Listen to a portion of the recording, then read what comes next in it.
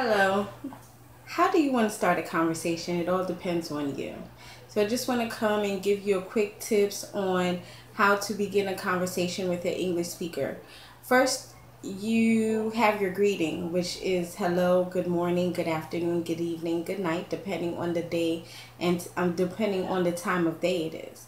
Then you go on to asking them about themselves. It could just be a simple question as, how are you? Or how are you doing today? It could stem into, how was your week? How do you feel about this? How do you feel about this situation? A conversation starter is basically how you could get a conversation going. So you want to have more than, there's a thing that we call chit chat. Chit chat is just basically introduction and exit. Okay, so you introduce yourself, you say hello, you say hi, you just basically have small talk.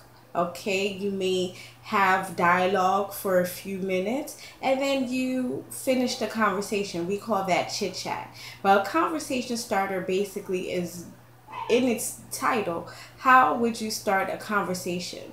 You have ways that you will start a conversation, whether it's pleasant or unpleasant.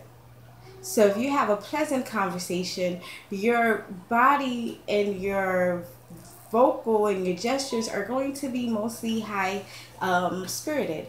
If you're going to have an unpleasant conversation, most likely you'll be frowning. Your demeanor will be much different. But I urge you that regardless the type of conversation that you're going to have, always try to have a neutral present, especially if it's going to be an unpleasant conversation. So in my book for English for Professionals, it basically gives you several ways that you could start a conversation. You could go ahead and check it out and practice with it. How are you? How are you doing? How was your day going?